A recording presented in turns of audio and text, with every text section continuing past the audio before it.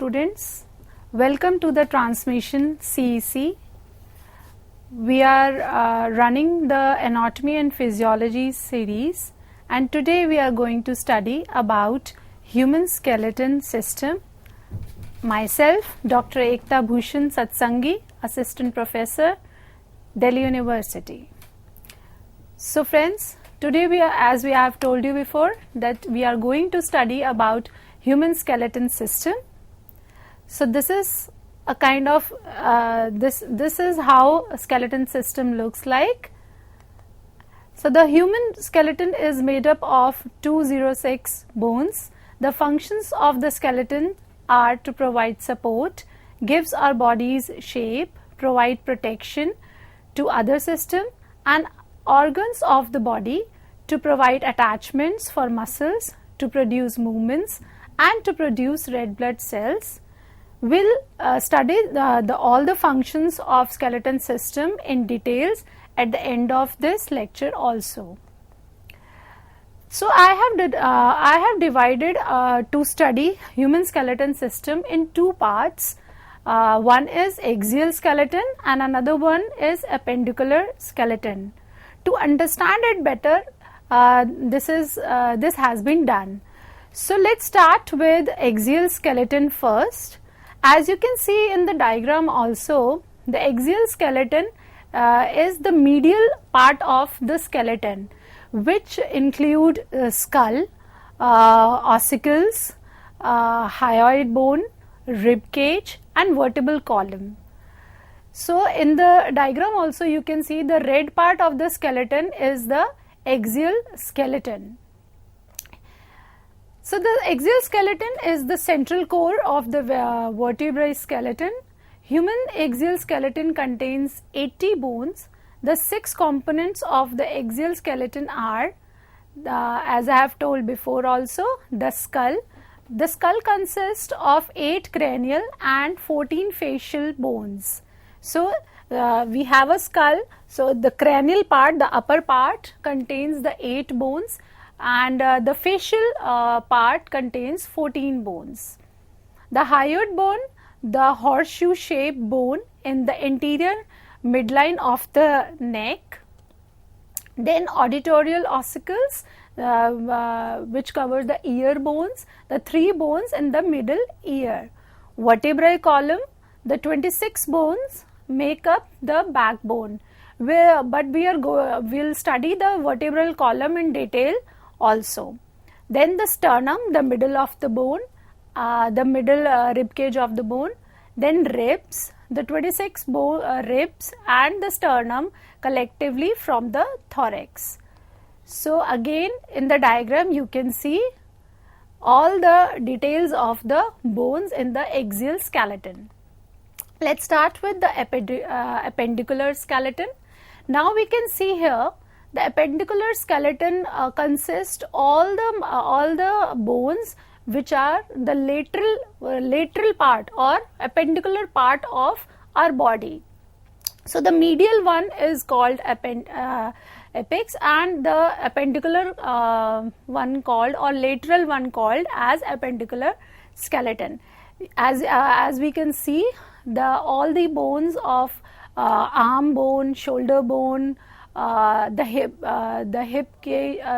pelvic bone, all the leg bones, femur, tibia, fibula, all these bones under appendicular skeleton.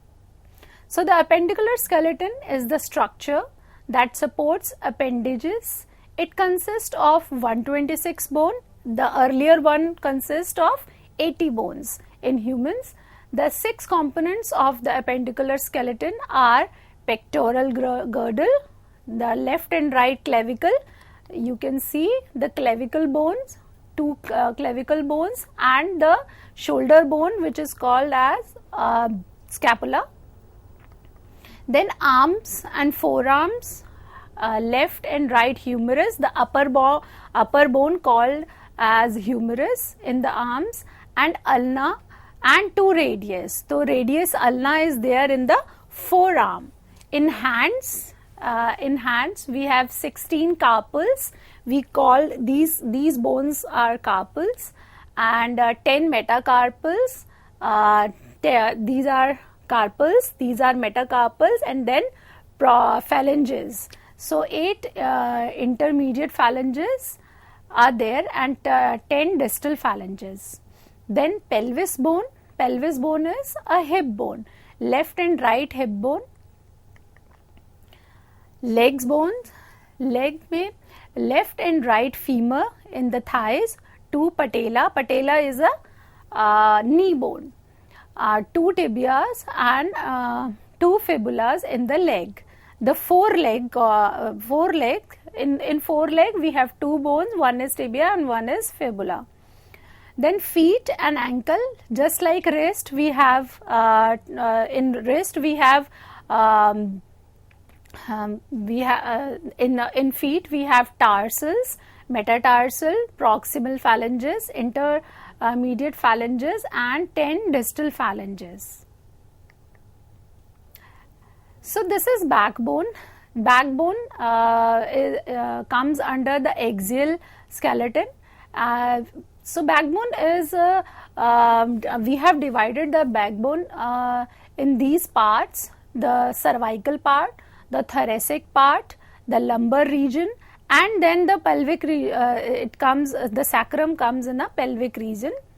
The bifurcation of these 5 sections of vertebra is: the cervical spine makes up the neck and has 7 vertebrae. So vertebrae, what is vertebra? The each disc, all the disc makes up the backbone, and each disc called as vertebrae. And the thoracic spine has 12 vertebrae, which is ribs, which is attached to the ribs. The lumbar one, the lumbar spine has 5, which makes the lower back. The sacrum consists of 5 bones, which are fused or stuck together, and the coccyx is made up of 4 tiny bones and used to be a tail. Now we are going to study about how how the formation of bone happened. So as you can see the diagram of the bone also, in earlier also we have studied about the tissues. So it comes under connective tissues. It is a hard tissue. It is a very the matrix is very hard, even the hardest one, and you can see the tissues in the outer layer are very compact, and tissues in the inner way, you can see very spongy, and in between the bone, especially in the long bones, they contains the yellow marrow, which we also call as bone marrow. So ossification is the process which cartilage is turned to bone. So when the child born, it has a lot of cartilages, but when he grows up, it becomes bone, and that process is called as ossification. When we are born, our bones are actually cartilages. The process of ossification turns the cartilage to bone. This can take up to few years for some bones. Bones are made up of several layers. The outermost layer is called periosteum. The bone formation, there is then an outer layer of strong, compact or hard bone. The center of bones contains spongy bones. Some spongy bones contain red bone marrow, which makes red blood cells. The marrow cavity contains yellow marrow, which makes white blood cells. We are going to study about the functions of skeleton in details.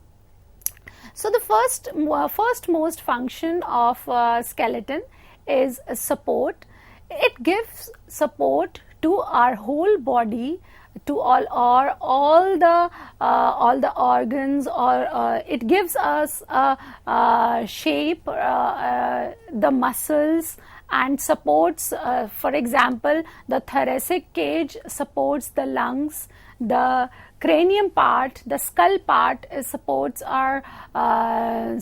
the brain and other organs also, and bones are attached to the ligaments, and then muscles are attached with the tendon and to the bone, so it gives all the support system to our body. Then the second one is shape.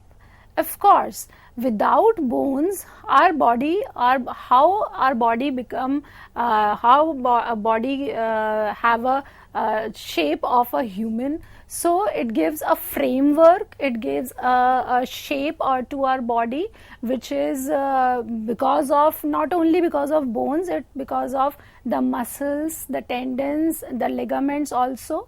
So that determines if you are short or tall by how long your bones are.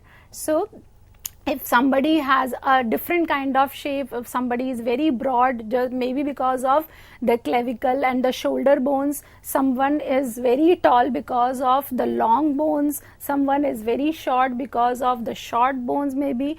It depends upon the genes also, it depends upon the race also. Then protection.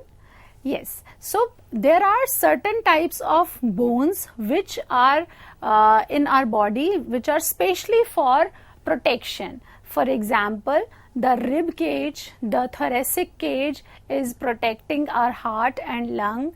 Our skull is protecting our brain, and our pelvic region is protecting our all the sex organs. So these are some kind of examples of protection. And then movements. Yes, so movement, any kind of movement which is voluntary, is depend upon muscle and bone. Muscles are attached to the bone with the help of tendon, and because of them the movement creates. So the last point is making blood cells. So inside long bones is a substance called bone marrow, which makes new blood cells. In the bone formation also, we have learned that bone makes bone marrow, yellow bone marrow, which creates the white blood cells, and sometimes red bone marrow also, which create red blood cells. Other than that, there are different types of bones also. For example, long bones, short bone, irregular bone, sesamoid bones. In the long bones, we have example of femur, tibia, fibula, humerus, radius, ulna, and short bones are metacarpals, carpals, and ribs. And the flat bones, example of flat bones are sternum and scapula, pelvic, and then irregular bones like vertebrae or patella. So these are very short bones and irregular shape of bone. These are the types of bones. Then bones formate the joints also. So when two bones joint, it forms a joint. So there are different types of joints as well. There are ball and socket joint, which is a shoulder joint, and there are hinge joint, which reflects only flexion and extension, which is the elbow joint. So this is all about skeleton, bones, and functions of bones. Let's revise it once again with our axial one, so that we can a little learn all the bones, or the name of the bones also. So in the axial part, we have 80 bones, which consist of skull and facial bones, ear bones, your sternum, then rib cage, and full of backbone. In the appendicular one, it consists of clavicle, scapula, humerus, radius, ulna, carpals, metacarpals, and phalanges, then pelvic bones, femur, patella, tibia, fibula, tarsus, metatarsus, and all the phalanges. So, with the help of this type, axial and appendicular skeleton, you will more likely to learn about skeleton system. So, this is all about bone skeleton system. So, as we were discussing about the types of bones, here we can see there are certain types of bones mentioned here: long bones, short bones, flat bones, and irregular bones. You can see the picture as well as the description also. So, long bones have a hard outer layer but spongy inside, and bones such as femur, humerus, and metacarpals. Then short bones are roughly as wide as they are long, and contains large amount of bone marrow of make blood vessels, and bones such as carpals and tarsals in wrist and foot. Then there are flat bones. They are strong, flat process bones. The main functions are protection and muscle attachments, and bones such as cranium, the skull bone, and scapula, which is the shoulder bone. Then irregular bones comes. So they do not fit to any kind of other examples of the bones category. So we call them irregular bones, and bones such as vertebra, sacrum, or mandible. Mandible is a jawbone. So these are some types of bones. Then let's talk about joints also in skeleton system. So there are generally three types of joints. One is fixed, slightly movable, and freely movable. Let's talk about fixed or immovable joints. So also known as fibrous joints, because why we call them fibrous, because the attachment of the bone is of fibers. So that we also called fibrous joints. So an example of the joints between the different bones of the skull. So we have a skull, we have different kind of bones. They are attached with some kind of fiber, and they are immovable joint. And they are not in our conscious also, we can't move them. Then comes the slightly movable joint. It also known as cartilaginous joints also. So why we call them cartilaginous? Because these joints are joined together because of certain kind of cartilages. So that's why we also call them cartilages. These are a small amount of movement permitted at these joints, which are separated by cartilages, such as in the joint between the vertebra. So every vertebra has a disc of cartilage also. So that's why they can work as a shock absorber also.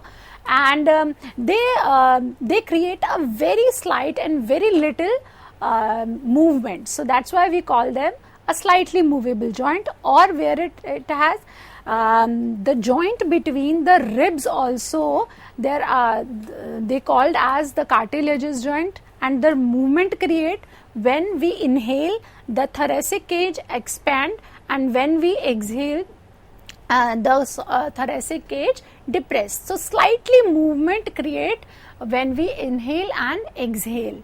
So these are the examples of slightly movable joint. Then last one is freely movable joint, and it also known as synovial joint. Why we call them synovial? They are all the freely movable joints, and in between the joint attached with the ligaments, and between the joint there is a synovial fluid inside them, which gives the mobility or greasing to the joints, so we can move the joint very easily. So that's why we call them synovial joint also. So these contain synovial fluid, as I have told you, inside the synovial membrane which surrounds the joint. And an example of the joint is all the joints which are freely movable joint, just like shoulder, elbow, knee, or they are all the examples of freely movable joints. So that's all for the skeleton system today. Thank you very much.